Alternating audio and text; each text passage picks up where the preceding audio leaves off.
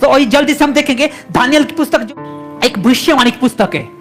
Daniel क्या करता, भविष्यवाणी किया, उसने स्वप्न देखा, दर्शन देखा, स्वयं प्रकाशित वाक्य में जो होता। अगर आप प्रकाशित वाक्य पढ़ेंगे तो आप दानियल की पुस्तक पढ़ना साथ, क्योंकि वो सारा भविष्यवाणी किया है। लेकिन दानियल ने परमेश्वर के साथ नम्रता, दीनता, विश्वास योग्यता, प्रार्थना जो उसका था उसको नहीं छोड़ा।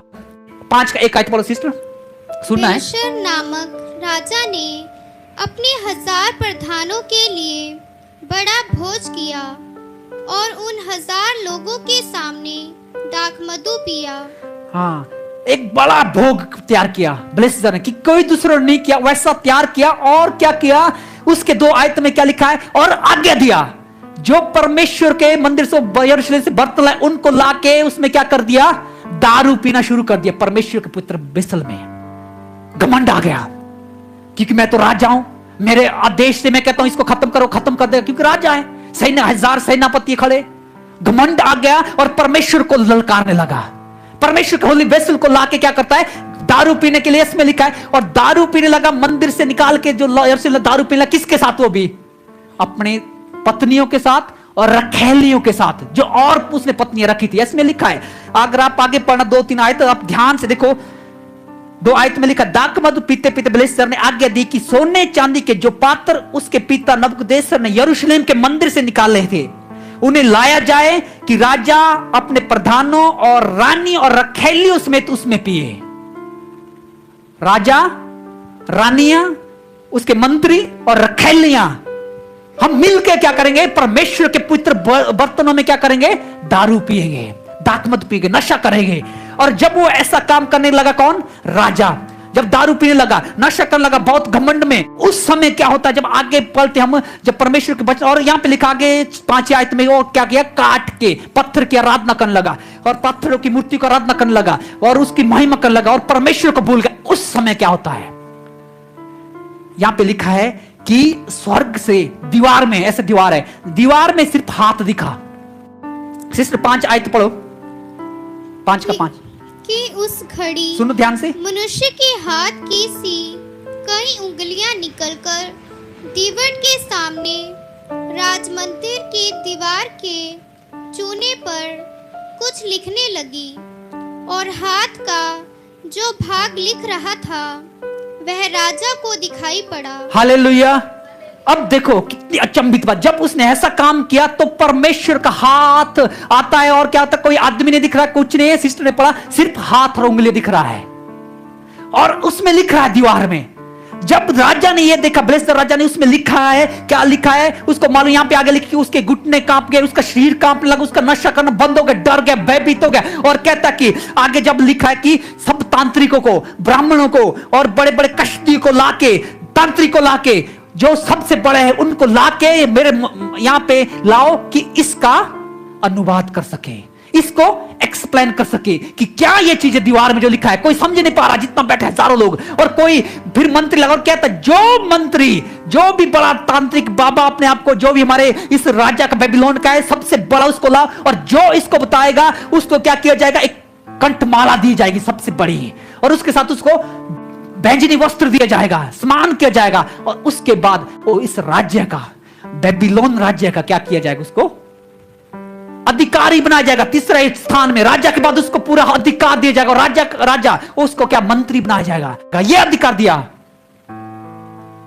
किसने, राजा बेलशस्सर ने। कब, जब नशा करने लगा, और दीवार में लिखा, और यहां पे लिखा कि सारे पंडित सब लोग आके उसको पढ़ नहीं पा रहे, उसको एक्सप्लेन नहीं कर रहे। राजा डर डर के उसके घुटने कांप रहे, डर के भयभीत, और कोई एक्सप्लेन नहीं कर रहा, क्या लिखा है, क्या लिखा है। और उसकी मां उस टाइम, यहां पे लिखा है, रानी भवन, भोज के भवन में आई, और रानी जाती है और कहती है उसके लिए, तू घबरा क्यों रहा है, तेरे राज्य में, तेरे भवन में एक व्यक्ति है जो तेरे पापा ने गुलाम बुला के कहां से लाया था, यरूशलेम में लाया था, और बेबीलोन में रहता है, वो पवित्र है और परमेश्वर का भय माना है, और वो स्वप्न का, लेख का एक्सप्लेन करता है। वो कौन था, दानियल। हालेलुया।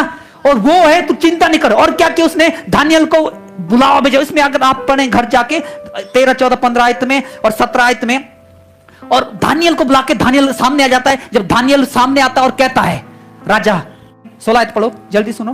परंतु मैंने तेरे विषय में सुना है कि दानियल भेद खोल सकता है और संदेह दूर कर सकता है।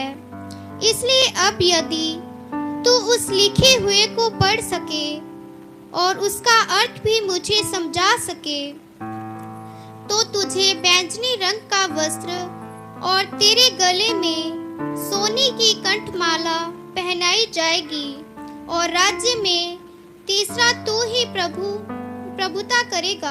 और 17 पढ़ो। दानियल ने राजा से कहा, अपने दान वह दूसरे को दे। वह लिखी हुई बात मैं राजा को पढ़ सुनाऊंगा और उसका अर्थ भी तुझे समझाऊंगा। हालेलुया।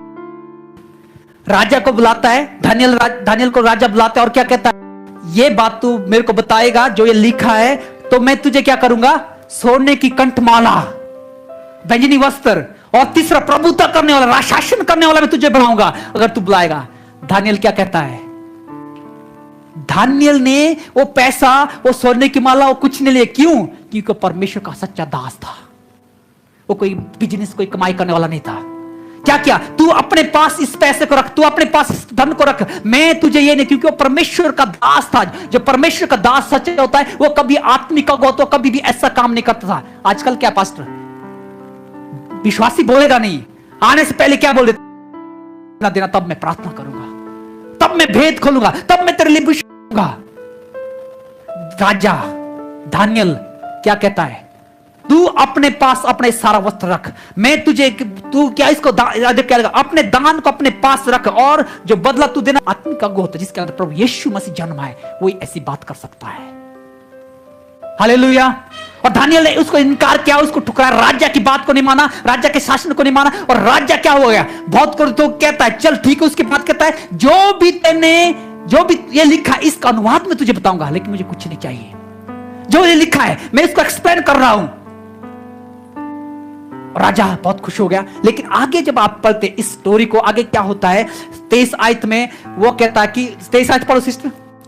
वरन तूने स्वर्ग के प्रभु के विरुद्ध सिर उठाकर उसके भवन के पात्र मंगवाकर अपने सामने रखवा लिए और अपने प्रधानों और रानियों और खेलियों समेत तूने उसमें दाखमधु पिया और चांदी, सोने, पीतल, लोहे, काठ और पत्थर के देवता जो ना देख सकते हैं कुछ जानते हैं, उनकी तू स्तुति करता है।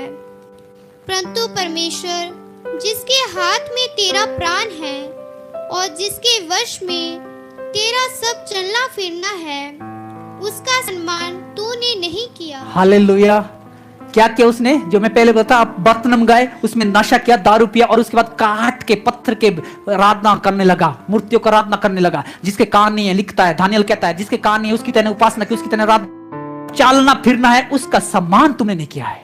हमारा चाल चलन किसके है, जीवित परमेश्वर के हाथ में है। वो जीवित परमेश्वर का तो हमें कितना आदर देना है, कितना सम्मान देना है। क्या आप हम जीवित परमेश्वर का सम्मान करते हैं, उसका आदर करते हैं, हमारे चाल चलन, हमारे बातचीत, हमारे उठने बैठने में। दानियल कहता है तूने उसको ललकारा है जो जीवित परमेश्वर है। तुमने वो जो परमेश्वर तेरा चाल चलन को बढ़ाया, तुझे चलाता है, उसको तुमने उपासना नहीं किया, लेकिन तूने पत्थर के काट के उनको किया, लेकिन परमेश्वर का सम्मान नहीं किया। आपके हमारे जीवन परमेश्वर का आदर होना चाहिए, परमेश्वर का सम्मान होना चाहिए, परमेश्वर का ऑनर होना चाहिए, क्योंकि जीवित खुदा है। और उसके बाद जब ये बात बोलने के बाद दानियल क्या करता है, उसके बाद मैं अभी बताता हूं कि क्या लिखा है। और कहता कि तेरे राज्य का अंत हो चुका है। तेरा राज्य जो था, जो तेरा अपना तू घमंड करता है, ये राज्य जो है, दानियल कहता है, जो तेरे पिता जो कि जंगल में रह के गद्दा बन के घास चरा था, उस परमेश्वर के खिलाफ तू गया। इस अध्याय को पढ़ो आप, ऐसा लिखा है, उस परमेश्वर के खिलाफ तू गया जो जंगल में जाके घास चर रहा था, उसका पापा। फिर भी तू भूल गया उस परमेश्वर को, जीवित परमेश्वर को, उसका सम्मान नहीं दिया, उसकी आराधना नहीं किया, और तू पत्थर का और उसकी बेसल को गलत किया। और आज ने परमेश्वर क्या लिखा है कि परमेश्वर ने तेरे दिन को गिन लिया है। यहां देखो सिस्टर, इस लेख का अर्थ यह है, मने अर्थात परमेश्वर तेरे राज्य के दिन गिनकर उसका अंत कर लिया है। परमेश्वर तेरे राज्य के दिन को गिनकर उसका अंत कर दिया है। अर्थात तलेक, अर्थात तू मानो तराजू में तौला गया और हल्का पाया गया है। परहेज का मतलब अर्थात तेरा राज्य बांटकर मंदियों और फरीसियों को दे दिया गया है। वो कौन करता है? परमेश्वर ऐसा करता है। कब? जब हमारे अंदर घमंड आता है। बेलशस्सर ने क्या किया? घमंड किया। बेलशस्सर क्या अपने आप में घमंड कर दिया? मेरे पास इतना पैसा है, धन दौलत है, मैं तो कितना बड़ा राज्य, क्या हम तो विजय डाला दूसरे राज्य के ऊपर, दूसरे राज्य के ऊपर चढ़ाई, हम जीत गए। तब परमेश्वर का हाथ लिखता है। वो परमेश्वर आज भी आपके साथ है। वो परमेश्वर आपके हाथ को भी जानता है, आपके चाल चलन को जानता है, आपके उठने बैठने को भी जानता है। तेरे राज्य के दिन गिन लिए हैं और तेरा राज्य जो दूसरे राज्य में बांटा गया है, और उसी रात को लिखा है आगे 30 आयत, उसी रात कदीसियों का राजा बेलशस्सर को मार डाला गया। उसी रात मार दिया गया। जब हम परमेश्वर के खिलाफ खड़े होते हैं, जब हम परमेश्वर की आराधना महिमा को हम ठुकराते हैं, तो हमारे जीवन में ये बात घटना घटती है। क्या किया? उसी दिन मारा गया और दास मादी जो कोई 12 वर्ष का था उसको राजगद्दी में बैठा के 12 वर्ष का व्यक्ति को उठाएगा। उसके बाद क्या लिखा है? दानियल उसका वहां का राजा बना है। आगे जब अध्याय में पढ़ते हम, तो कब होता है? जब हम परमेश्वर के सामने नम्र, दीन और अनुशासन बनते हैं, परमेश्वर हमारे जीवन में काम करता है। अगर हम इस तरह बेलशस्सर के जीवन की तरह, बेलशस्सर की तरह करते तो क्या करते हैं? परमेश्वर का सम्मान नहीं देते, परमेश्वर हमें नाश करता है। उसको खत्म किया, राजा खत्म हो, क्योंकि घमंड कर दिया अपने आप में, और उसको उसी रात मारा, उसी रात को मारा दिया है। जब दानियल ने एक्सप्लेन किया, तेरा राज्य खत्म हो गया, तेरा राज्य बांट दिया गया और तेरा दिन खत्म है, तो कैसे उसका भूल गया उस परमेश्वर को, और उसी रात को उसको मार दिया गया। मेरे प्रिय मसीह भाई और बहन, इसलिए हमको नम्रता के साथ प्रभु के साथ चलना है, एक विश्वास के साथ, नम्रता के साथ, एक अपने आप को हम्बल करके परमेश्वर के साथ चलना, धीरज के साथ चलना है, क्योंकि परमेश्वर का वचन कहता है। तो कहेंगे थोड़े हम कुलुसियों की पत्री जो बहन ने पढ़ी थी, कुलुसियों 3 का 12 और 13, कुलुसियों 3 12 13। इसलिए परमेश्वर के चुने हुओं के समान, ध्यान जो सुनिए, पवित्र और प्रिय है, बड़ी करुणा और भलाई और दीनता और नम्रता और सहनशीलता धारण करो। इसलिए परमेश्वर के चुने हुओं के समान जो पवित्र और प्रिय है, बड़ी करुणा और भलाई और दीनता और नम्रता और सहनशीलता धारण करो। और 13, और यदि किसी को किसी पर दोष देने का कोई कारण हो, तो एक दूसरे की सह लो और एक दूसरे के अपराध क्षमा करो, जैसे प्रभु ने तुम्हारे अपराध क्षमा किए, वैसे ही तुम भी करो। Hallelujah, hallelujah.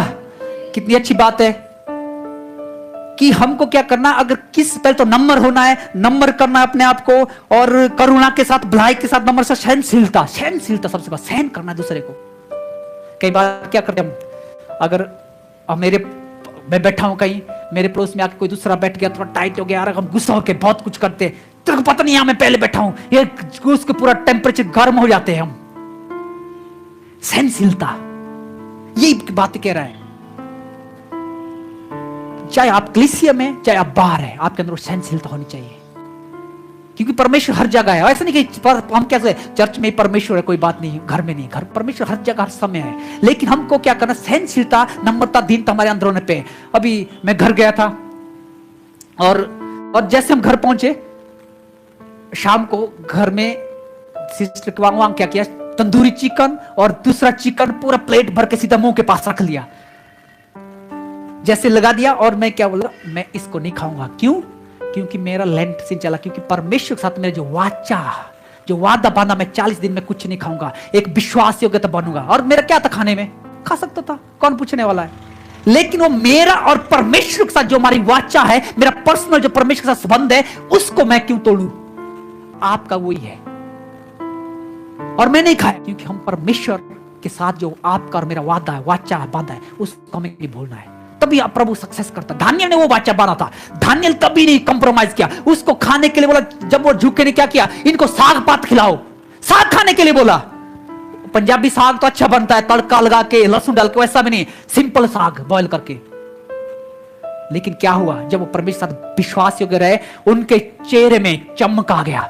जो और चिकन मांस मीट खा रहे हैं, उनसे ज्यादा सुंदर और ज्यादा हेल्थी और चमक उनके फेस में हो गई। परमेश्वर के साथ जब वाचा में आप दृढ़ रहते हैं, वो परमेश्वर करता है। यहां पे किया है। मैं क्या बताना चाहता हूं आप लोगों को, बलेश्वर ने घमंड किया और उसको खत्म किया, और यहां पे क्या होता, दानियेल ने श्वेत पुतला साग पात खाया, वो परमेश्वर का राज्य बना दिया। और यहां पे क्या होता, फिर यहां पे क्या था कि नम्र बनो, भलाई करते रहो, दीन बनो, नम्र बनो, सहनशीलता धारण करो, और यदि किसी का पर दोष देने का कोई कारण है तो उसको भी सह लो। सहना है, दोष लगाना। हम तो सबसे पहले दोष लगा देते हैं। मेरे को तो ज्यादा तो लेडीज होती है ना, सिस्टर लोग, बहन लोग, दोष लगाने में। किसी का इसका तो नाक लंबा बोल देती है और लड़की देखने आ जाए, बोला ओ तो ठीक नहीं है, वो लड़की लंबे नाक की है।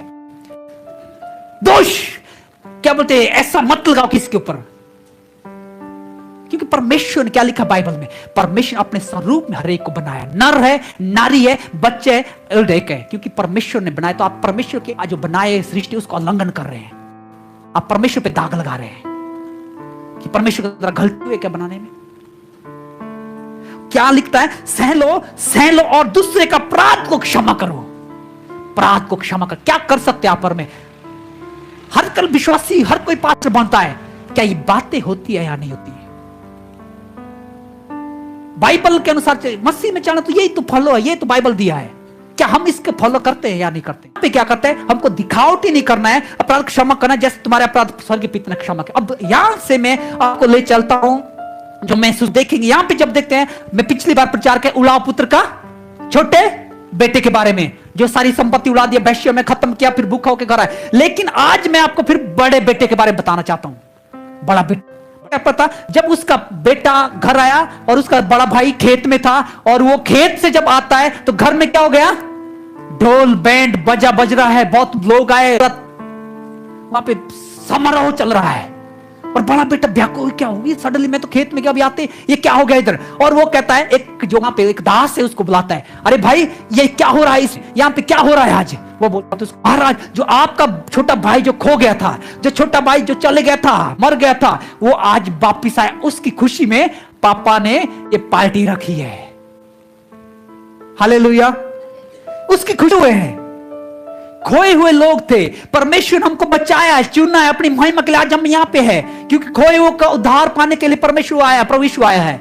हम भी खोए हुए थे, वो भी इसलिए कहते वो भी खोया हुआ था, और वो क्या अपने घर लौटा, इस खुशी में वो आनंद मार रहा है। यही बात वो क्या होता है स्वर्ग में परमेश्वर का, जब एक आदमी खोए हुआ वापिस परमेश्वर के पास आता है, वो आनंद होता है, वो खुशी होती है। वही बात यहां पे समझाना चाहता है। लेकिन जब बड़ा बेटा आता है, उसको क्या होता है, जलन हो जाती है, जलन हो जाती है, कि घमंड करता है कि मैं तो पापा के साथ रहा हूं, मैं तो पापा के साथ, पर क्या किया, जो भाई पूरा अपना हिस्सा लेके भाग गया, खत्म किया, और उसके खुशी में आज ये काम कर रहा है। और बड़ा बेटा अपने बाप के साथ रहने के बावजूद भी उसके अंदर क्या थी, जलन, घमंड। हम और आप भी प्रभु यीशु मसीह के साथ चलते हैं, परमेश्वर के साथ चलते हैं, हमारे अंदर वो जलन, घमंड ऐसा ही है जैसा बड़ा बेटा था। बड़े बेटे के पापा के साथ रह रहा, पूरा काम करा, सेवा करा, लेकिन घमंड, जलन, घमंड उसके अंदर सेम था। आज मैं बताना चाहता हूं, आप लोग चर्च जाते, कलीसिया जाते, घर में रहते, प्रभु के साथ चलते, अपने पिता के साथ चलते हैं, हमारा जीवन क्या है, बड़े बेटे की तरह है। कि पापा क्षमा करने वाला परमेश्वर, वो हमारा खुदा फिर भी क्षमा करने वाला है। और यहां पे क्या होता है, जब उसने बात सुन गया, बहुत कड़क हो गया, गुस्सा हो गया, मैं अंदर नहीं जाऊंगा, घमंड कर दिया, मैं अंदर नहीं जाऊंगा, ये कैसे अंदर घुसा। इसलिए इफिसियों में क्या पढ़ा, एक दूसरे के अपराध को क्षमा करो और उसे सह लो। वो भाई सह नहीं रहा है, हम भी ये नहीं कर पाते। सहना है, क्षमा करना है। जब हम सहेंगे, क्षमा करेंगे, तब भी हम परमेश्वर राज्य को बढ़ा सकते हैं। हालेलुया। और उसके बाद आगे कहता है, उसने पिता को उत्तर दिया, देख मैं इतने वर्ष तेरी सेवा कर रहा हूं और कभी भी तेरी आज्ञा नहीं टाली, तब भी तूने मुझे कभी एक बकरी का बच्चा भी नहीं दिया कि मैं अपने दोस्तों के साथ पार्टी कर सकूं। इतने समय से मैं सेवा कर रहा हूं, इतने समय से तेरे साथ चल रहा हूं, इतने समय खेतों में काम कर रहा हूं, कभी भी एक बकरी का बच्चा दिया। लेकिन वो जो पूरा उड़ा के आ जाए, उसके लिए तेने इतना बड़ा किया है। मेरे प्रियो, प्रभु यीशु मसीह आपके लिए बलिदान हुआ है। आप जब उसके पास आए हैं, वो आपके लिए भी ऐसे स्वागत करने के लिए तैयार है, क्योंकि आप खो में से वापिस आए। और दूसरी बात, बड़ा बेटा इतना जलन होगा, तो वो जलन हमको निकालना चाहिए। हम प्रभु के साथ चलते हैं, संगति में चलते हैं। उसका बेटा पापा के साथ रह के भी ऐसा काम कर रहा था, तो हमको निकालना है, क्योंकि बाइबल कहता है, बाइबल की टीचिंग है, यीशु परमेश्वर प्रभु यीशु मसीह की शिक्षा है। मैं अपनी बातों को नहीं बता रहा हूं। हमारे अंदर घमंड जलन है कि ये बंदा ऐसा कर रहा है, कि ये बंदा आके अब ये करना शुरू कर दिया इसके लिए, और मैं इतने साल से मेरे लिए कुछ नहीं दिया। हमारे जीवन में हमारे अंदर ऐसी बात होती है, मैं तो कब से चर्च जा रहा हूं, मैं तो कब से चर्च जा रही हूं, मैं तो क्रिश्चियन फैमिली मैं तो में पैदा हुई हूं, मेरे लिए तो कोई ये नहीं, ये कल विश्वास किया, इसके लिए तो बकरा काट लिया, इसके लिए तो ये कर दिया। हमारे जीवन में ये बातें आ जाती है। प्रभु क्या कहता है? सह लो, क्षमा कर लो। अगर आप प्रभु यीशु मसीह के साथ हैं, ये तो कलवरी क्रॉस के लिए लेंट सीजन का, लेंट सीजन का मतलब तो यही है, अपने आप को बदलाव लाना है। सिर्फ उपवास रखने से नहीं, बदलाव लाना है। ये बातों को छोड़ना है। अगर ये बातें मारे तो छोड़ के उस यीशु के साथ खड़े होना है, इसकी समानता में बढ़ना है। समानता में हम प्रभु यीशु नहीं बन सकते, लेकिन समानता में बढ़ने की कोशिश करना है। इन दिनों में बातों में, चुगली में, सारी बात छोड़ के एक विश्वास में खड़े होना है। परमेश्वर आपको आनंद देता है। हमने 3-4 बातों को सीखा। बेलशस्सर राजा के जीवन से बहुत घमंडी था, बहुत घमंड आ गया, लेकिन जब घमंड आया उसको क्या किया? जीरो कर दिया। बाइबल क्या कहती है? नीति वचन में लिखा है, जो कोई अपने आप को बड़ा बनाना चाहता है वो अपने आप को छोटा करे, परमेश्वर तब आपको उठाएगा। नंबर बना इसमें, अपने आप को प्रभु के हाथों में सौंपे। बेलशस्सर राजा की तरह नहीं कि मेरे पास धन दौलत है, मेरे पास इतनी सेना, मेरे पास पैसा है, मेरे पास इतना एबिलिटी है, ज्ञान है, बुद्धि है, और परमेश्वर ने उसी रात को उसको खत्म किया। जब घमंड आ जाता है, वो घमंड हमें परमेश्वर की हजूरी से दूर ले जाता है। हम परमेश्वर की उपस्थिति से हट जाते हैं। जब हम घमंड आते हैं, जब हमारे अंदर घमंड आ जाता है, वो हम दूर हो जाते हैं। उसी तरह यहाँ पे उसका बेटा खो गया था, वो वापिस आया, उसने गले लगा, क्योंकि नम्र स्वभाव से आया और बड़ा बड़े घमंड करने लगा।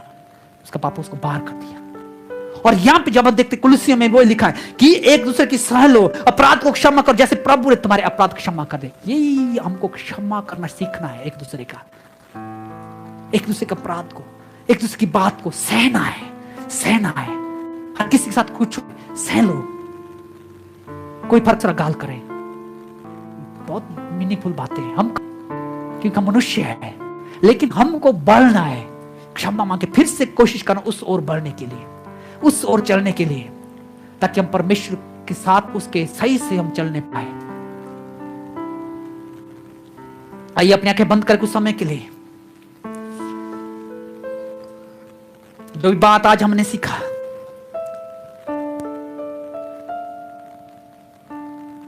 बाइबल बताती है परमेश्वर घमंड से नफरत करता है, और जो नम्र है उसको प्रेम करता है, कि परमेश्वर प्रेमी है। जिस प्रकार हम देखा बेलशस्सर राजा के जीवन से, और के तू तो हाथ से लिख गया।